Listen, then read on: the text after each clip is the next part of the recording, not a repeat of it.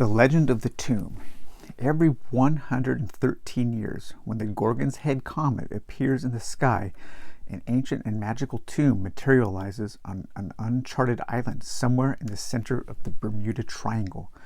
The tomb holds the treasures of countless lost worlds and places out of myth: El Dorado, Shangri-La, Atlantis, Avalon, Mount Olympus, and Valhalla. Older than civilization itself, it's a place of ancient artifacts, mystical treasures, and forbidden secrets hidden away out of the hands of mankind. The Eternal Order of Perseus has protected the world against the powers of evil since the time of the ancient Greeks. They are the custodians and ultimate guardians of the world's oldest secrets and unknown mysteries. Mysteries so powerful that, in the wrong hands, they could alter the course of fate itself. You and your fellow members of the Order bring your expertise and unique talents to explore the lost tomb and the unknown forces that, until now, held back the primordial powers surging within. Time is critical.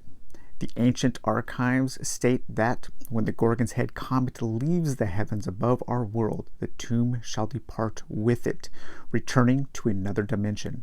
The tomb holds inconceivable evils and long-forgotten knowledge, hidden throughout recorded time by civilizations from across the world and beyond. To protect the world, you and your companions must investigate these secrets and restore balance. It is in your hands now to discover these secrets of the lost tomb. Hey everybody, welcome back to the Dungeon Dive. Daniel here, and welcome to 2021. Yes, the first video of the new year is going to be continuing our look at Secrets of the Lost Tomb, a masterclass in abundance. This is the second game in my masterclass series after Warhammer Quest Silver Tower. And in this video, we are going to be taking a look at the expansion books. And then in the next video, I've decided this is going to be a 4-part series.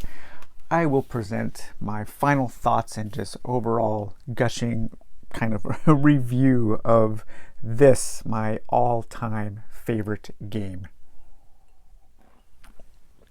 So one of the first expansions we will be taking a look at is called Fate's Fortune. And here we have some of the starring characters and the Fate's Fortune on the cover there. And this says, this is an overview. In Fate's Fortune, adventurers start with a fate card that gives them a secret mission that, upon completion, allows them to ascend, which is essentially like a leveling up. They will be able to turn over their character card, revealing their adventurer's more powerful side and rewarding them with new abilities. However, the more powerful the team gets, the more violently the tomb responds. More creatures will spawn and traps will appear for each character that is able to ascend. Additionally, if you're in a game of 3 or more players, you may choose to add a hidden traitor to the adventuring party. The traitor gets a special traitor fate card and not only tells them that they're allied with the evil of the chosen scenario, but they're also on their own secret mission.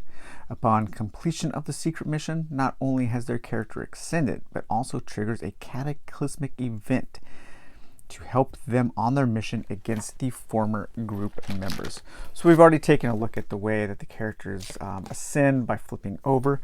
One thing I do really think is cool about this game is that they present the material to the player in the rulebook in a lot in the same way that Games Workshop does. It really gets you excited to play. They really hype up the things that you're going to be experiencing. And I like that quite a bit. Over here we have a letter from a traitor, a testament of ascension. They really, Everything Epic really sells the theme in their games, and that is one of the reasons why I love it so much. We get a little bit of a content list here of what we're going to get. We've got some companions, a boss. We have our destiny dials, which is what we're going to be keeping track of our mission points on to level up. Some of these span a little bit too easily, and it makes it very easy to knock and lose your progress. Probably a 20-sided die is just as good. And then a couple of new artifacts. I did want to take a look. Oops, sorry about that. I did want to take a quick look one of the one of the stories here. So one of these ascension cards, these mission cards here. This one is called the Soul Savior, and the way you get your points on this one is you have to gain soul shards from a defeated normal enemy, gain soul shards from a defeated elite enemy, and then pass a non-combat knowledge check. And this here says, nothing is more powerful than someone's soul. That's what makes a human human. The temptation and evil in the tomb is so great that it can be deadly. You've been striving to find the way to keep the temptations away from your team. You've also been looking for ways of putting these lost souls, these spirits that are not yet at rest, finally at peace. You know the way. You'll never give up. Flip your adventurer's sheet to realize your true potential. So again, it's just like really sells a whole additional part of the theme of these tombs, of these adventurers, of the kinds of things they're going to be dealing with. Let's take a quick look at one of the Traitor cards here. And this is the Taker of Mirth. They've always laughed at you, always thinking your jokes were funny. All you wanted was a sneer. You've been called unhappy. But no one ever knew how you wanted to stop the world from smiling any way you could. A tomb is a place where death makes its home. You finally know that the power here in the tomb is the true way to destroy the world's laughter. They won't be laughing after this. And the way you do this is when you each story card that is triggered, you gain a point. Each misadventure room that is explored, you gain 2 points. And then when you gain a artifact, you would gain 4 points. And then flip your adventure sheet. If ascended before the loyals, trigger the cataclysmic event. So really cool, really neat way to add just a nice little layer of theme on top of it. So this expansion actually came with all of your new character cards that had the double-sided. So you got a lot of cardboard with this expansion. You also got all of your cards, you got your standees, and you got 2 room tiles that you could use. So this came with quite a bit of stuff, and here it tells you how to set up your cards for your ascension cards, your fate cards as they're called. You can play with a traitor or not. It explains the path to ascension. It explains what happens when you do level up, and then it explains how the game scales with you. This is a little fiddly, but like a lot of things in this game are a little fiddly. You just kind of have to deal with it and go with it, go on the ride. This is a game that I am hardly ever concerned with playing 100% right. It does feel kind of like a RPG to me, and that sometimes it's just okay to wing it in this game because there are so many little fiddly bits that you can forget. And this is one area that I sometimes forget about what to do, so I do have to look up the ascension scaling. And then some details on what happens if you are the traitor. When you trigger the cataclysmic event, roll a d6 and trigger the effect below. All adventurers reduce their audacity to 0. That's really bad. You can put them in hell. Draw a tomb card now and apply all effects immediately. They can become backstabbed. They can become bamboozled, cursed, or you can get the rewards of the rebellion. And then we're going to move into our secret of the Ascension missions. You got some really cool flavor text, your Fates, Fortunes prologue. So each of the expansions, kind of like the Warhammer Quest expansions, each one you can play through the adventures in here in order to create kind of a campaign. You don't keep your character or gear from mission to mission. It is a 0 to hero game, but there is a story progression that you can experience. Or you can just play random missions. So either way, it's a lot of fun. I like that this game doesn't really focus on a campaign. It is all about just having a one-off fun time. But you get a ton of story in each of these and a lot of backstory that I like. So you start with your ascension. It's going to tell you how to set up your tomb. It's going to tell you your story triggers, and then you will get all the things that you will be reading as you progress through the scenario. The next mission is called the resurrection. And then you have here, you have all of the materials that you're going to use. Some of the scenarios do have a little more of a complex setup. Those are usually my least favorite scenarios, just because I don't like a game where I have to do a lot of initial setup. Sometimes I can just put a damper on the fun right away. Nothing is too terrible in this, but there are some times where you have to like look through decks or look through your tiles to pull out certain things, and it's not terrible, but sometimes I'll assign a scenario a number, and I'll roll a number to see which scenario I'm going to play. And if it's one of the ones that takes a lot of setup, I'll just roll again, depending on how I'm feeling. So this is a longer scenario, and then we have the Dragon's Breath. This is a hard scenario at 120 minutes. A little bit of a setup, not too bad.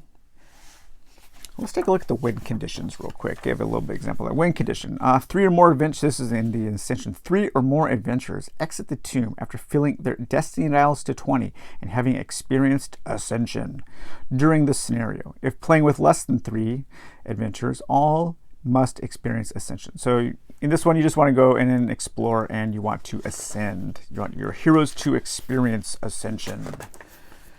And then in the resurrection, the win condition, exit the tomb and return to base camp with Heidi DuPont, the Book of Life, and the Book of Death. So you're going in to rescue somebody and to pick up a couple of important artifacts.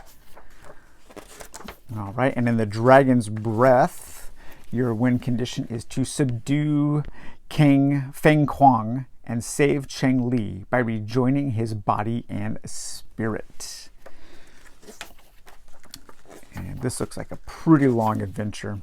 And then you get, after you've completed those 3 or so missions, you get a epilogue that you can read and a little bit more of story about ascending and being the traitor. And then you have on the back here a nice chart that shows you your scaling, so you don't have to flip through the book. So that was Fate's Fortune. Next up is the Great Apocalypse, where you are going to be facing off against the 4 horsemen of the apocalypse.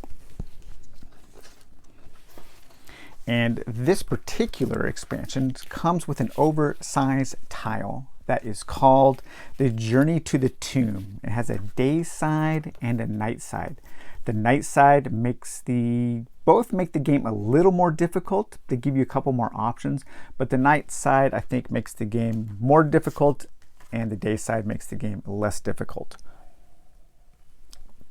If you want to play with this, you connect this to your level 1 entrance to the tomb, whichever card the entrance is. So you would take these stairs up into the tomb, and when you are at the entrance, you can choose to go back to your adventurer's plane, and at the plane you can spend an action token to do one of these things. You can remove all statuses, which is good because it's really hard to get rid of negative statuses. You can restore all of your starting gear if you've lost everything. You can heal to full. You can revert to 0 courage if you're getting scared, or you can activate a trap to deplete some of those trap tokens if you want to move through a dangerous room. When you set up this game, you're going to make a deck of outdoor monsters, outdoor creatures. You're going to take all of your copies of your Quest Anacondas, which that name always makes me laugh. Why is this a Quest Anaconda? I think it's hilarious, though, that when you do kill this creature, you get a treasure. I have found like some amazing items by killing a Quest Anaconda. That is so awesome. And then you're going to have your Champawat Tiger, your Gorilla Berserker, and your Alpha Pack. These monsters can spawn outdoors and then move into the tomb to kind of like chase you in. And there's also a special elite monster called the Silverback Ancient that can also spawn on here. And when you go out to here, when you're making your way to the plane, you will have another kind of encounter chart where some very bad things can happen to you. So it's just another way to add a little bit of variety to your games. So that's kind of like the main addition of this expansion. And then you get your first adventure here, the beginning of the end. Win condition, break all 7 seals. At least one adventurer escapes the tomb by moving out of the tomb's entrance. Fleeing the tomb does not fulfill this condition. So if you're scared and you're fleeing the tomb, you cannot win in that condition. And in this one, you are going to be going against the Pale Rider, the Death, the Pale Horseman. And the next adventure here is Last Ride of the 4 Horsemen. And this one you will be facing off against all 4 horsemen. This one has a little more complex setup. And the horsemen are going to move around a predetermined set of tiles in a certain order. And this one has the win condition of perform the ritual of revelation before the 4 horsemen reach the Mayan calendar. So kind of a time limit. This one kind of has a time limit that you are going to be working against while you're trying to solve that mission. Next up is Da Vinci's Machina Diabolica. And this one has a very complex setup. I don't believe I've ever played this particular mission because every time I would come to it, I would just look at this and be like, nope, we're going to do something else. Maybe I should. It looks like it's a big zombie mission. Lots of zombies, lots of undead that are going to be in the tomb, ready to haunt you at every moment. So maybe I will look into playing this one next. And this win condition, no undead creatures in the tomb, and the fail-safe lever is placed on the river Styx, turning the machine off. Sounds like the dead are rising. It sounds like the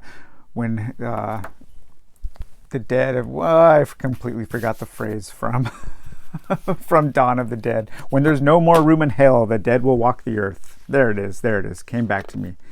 My old brain's having a little hard time waking up this morning. So that actually might kind of be fun. This page here just always kinds of like just makes me go, ugh, I don't know, is it going to be worth this setup? But I think it is. We're going to try that. I'm going to try this one next.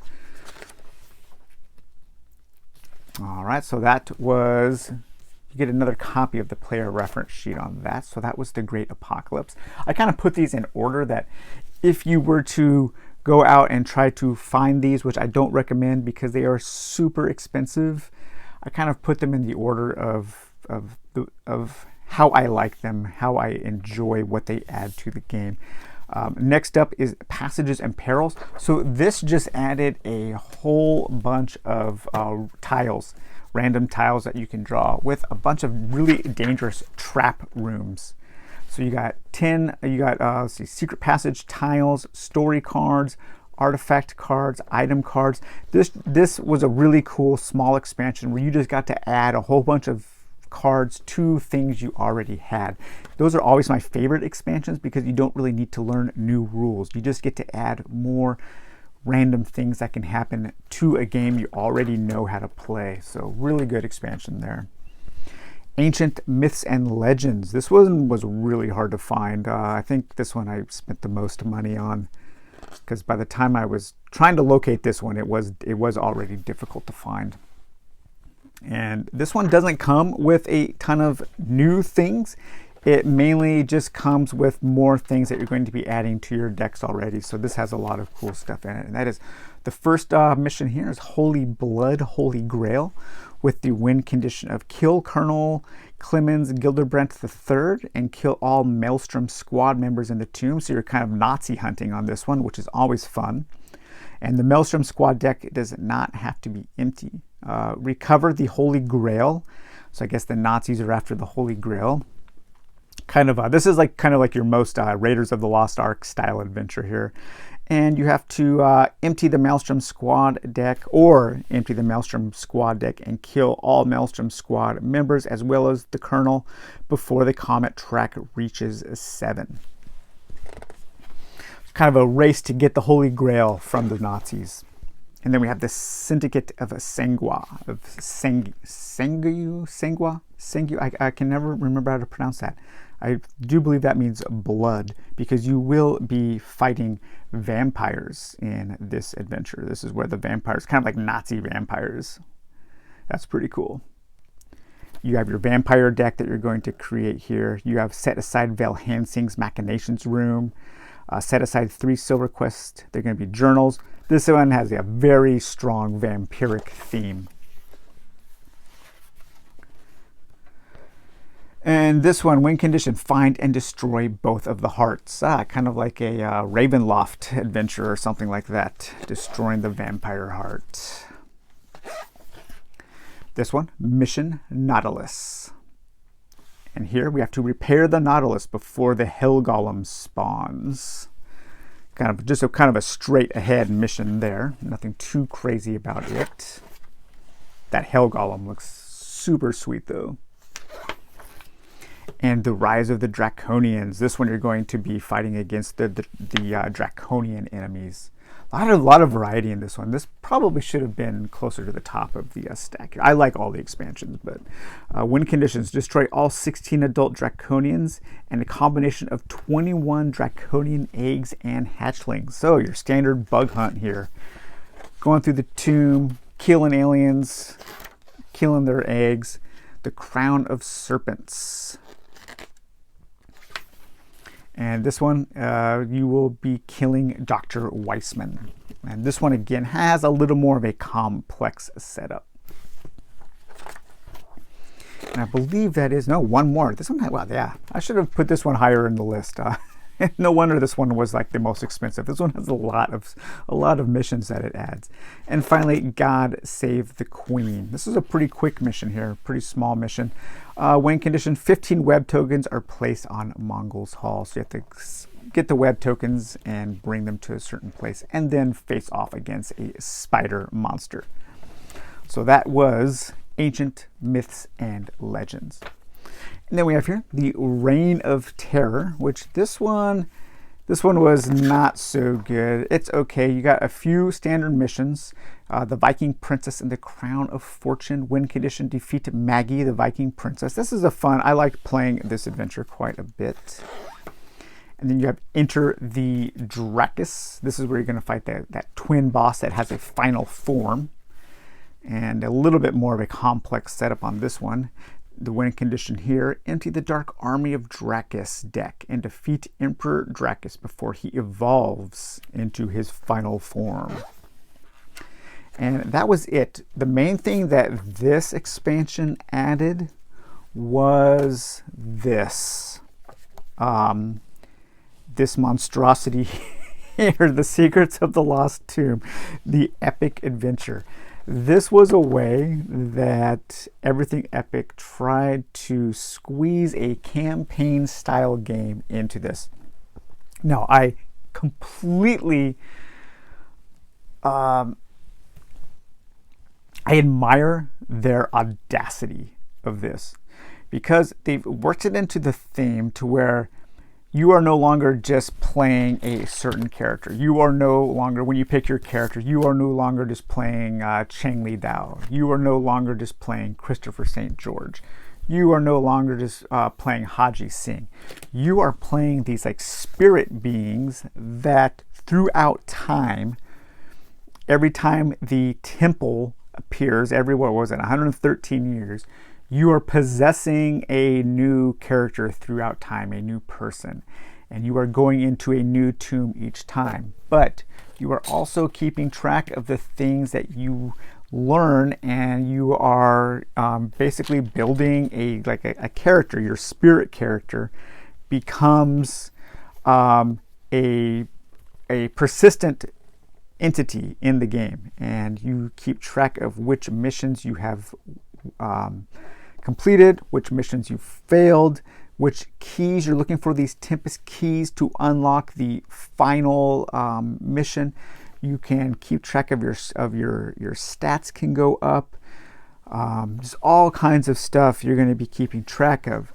And then depending on which expansions you own, that would dictate how your campaign was going to play.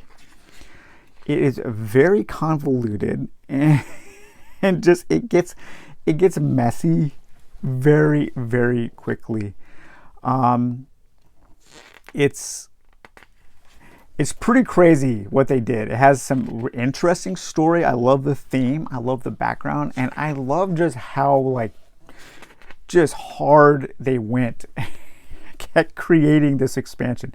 It wasn't something that was just thrown together. A lot of thought was put into this, and it is absolutely insane. And it really does, in some ways, represent the abundance that I have been talking about in this game. It's just, they went hard and they did not skimp on this, but it is, like a lot of things in this game, it is a total mess. But it is a glorious mess. Something that when I first got this expansion, I was just like, what the hell is this thing even? And finally, you're going to have this epic conclusion. And I've never come anywhere close to it. It's just, it's too much. It's too much. It's like folklore times 10. And keeping track of everything, because you end up with these like spread these flow charts depending on which expansions, which missions you want to combine. You have these different flow charts and how you have to progress through the missions, the certain things you're looking for. And the more you add, the more complex it gets.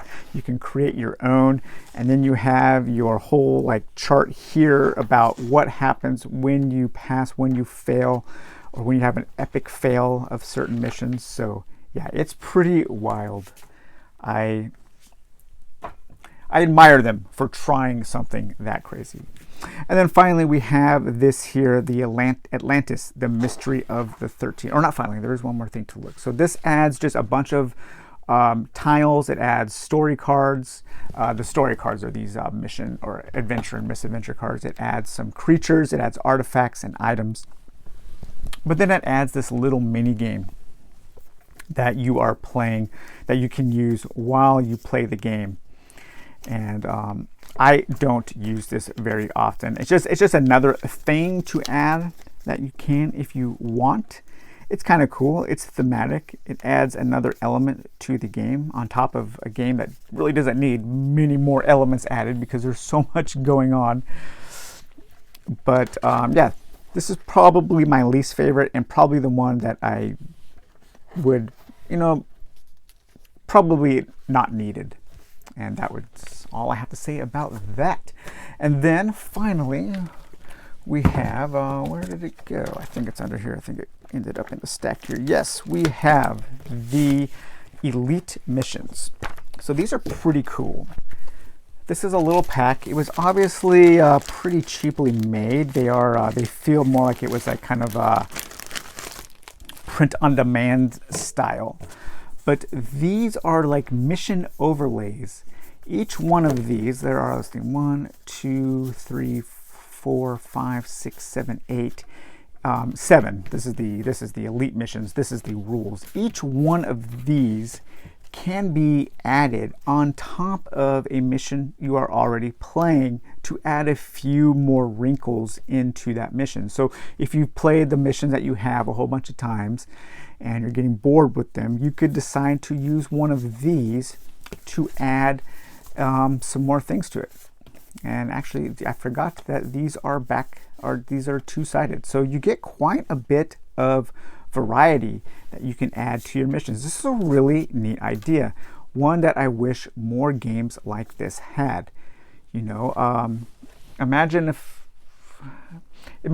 let's say, like Silver Tower had a deck of cards that would add wrinkles to the game while you were playing it, so you could experience the same game again, but just with enough little differences to make things maybe a little more difficult, maybe take a little more time, maybe the opportunity to get different kinds of items, have different kinds of encounters.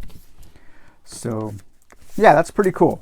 This was a neat idea, and I would like to see that in more games. And this also came with a little deck of cards that you would use in some of the missions. You have these bio suits and soldiers, and then this was something, Traitors of the Lost Tomb. This was for one of their weird little Kickstarters for Secrets of the Lost Tomb, just a little advertisement card. So that is all of the expansion material for Secrets of the Lost Tomb. I will be back in a day or so with my final wrap-up for this look at this amazing, epic, and just absolutely insane game. So, all right, guys, I hope you enjoyed this. I hope you enjoyed the dungeon dive in 2021. We should have a lot of interesting things coming up. And thank you guys so much for continuing to follow along with our adventures. And we will talk to you later. Bye-bye.